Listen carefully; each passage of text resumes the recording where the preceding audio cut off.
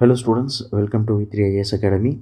Okay, இன்றைக்கி வந்துட்டு பார்த்தீங்கன்னா ப்ராஃபிட் அண்ட் லாஸ்லேருந்து ஒரு சம் வந்துட்டு பார்ப்போம். A cycle is marked at 3600 rupees. A shopkeeper allows 10% discount and still gains 88%. Find the cost price. Cost price வந்துட்டு எவ்வளோன்னு சொல்லி கேட்குறாங்க. ஓகேங்களா?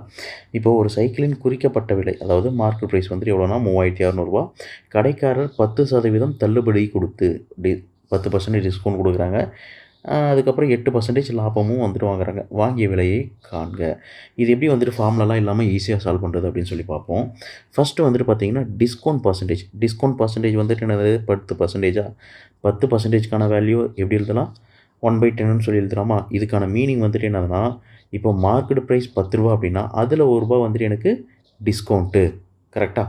இப்போ market price and selling price எப்படி இருக்குன்னு சொல்லி என்ன ரேஷியோவில் இருக்குன்னு பாருங்கள்.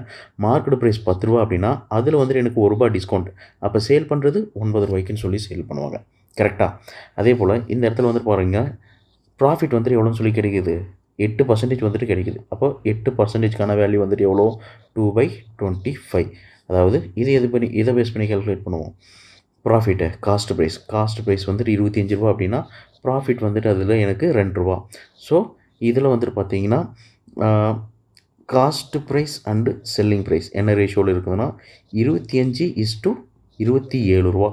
காஸ்ட் ப்ரைஸ் 25 ரூபா, ப்ராஃபிட் 2 ரூபா. ஸோ ரெண்டுத்தையும் ஆட் பண்ணோம்னா செல்லிங் ப்ரைஸ் 27 ரூபா. ஓகேங்களா? ரெண்டுத்துலேயுமே செல்லிங் ப்ரைஸ் வந்துட்டு சேம் தான். கரெக்டாக? ரெண்டு இடத்துலையுமே, இந்த இடத்துலையுமே சரி, இல்லை இந்த இடத்துலையுமே சரி, எனக்கு செல்லிங் ப்ரைஸ் வந்துட்டு சேமாக தான் இருக்கணும். இங்கே 27 ரூபான்னு சொல்லியிருக்கு, இங்கே 9 ரூபான்னு சொல்லியிருக்கு. ஸோ எப்படி வந்துட்டு சேம் பண்ணலாம்? ஸோ இதை வந்துட்டு இந்த ஈக்குவேஷனை அப்படியே வந்துட்டு 3ஆல் மல்டிபிள் பண்ணிவிடுவோம். ஓகேங்களா? அப்போ market price and selling price எப்படி இருக்கும்? 10 × 3 30. Selling price 9 × 3 27.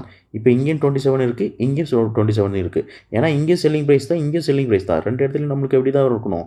சேமாக தான் இருக்கணும். கரெக்டாக? இப்போ வந்துட்டு பாருங்கள், மார்க்கெட் ப்ரைஸ் வந்துட்டு எவ்வளோன்னு சொல்லியிருக்காங்க.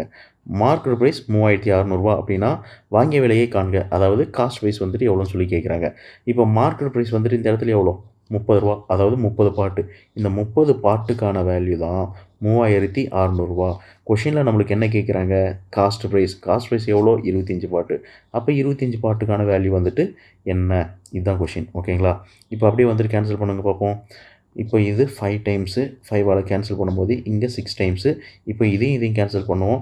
6 1 டைம்ஸு, 6 600 டைம்ஸு.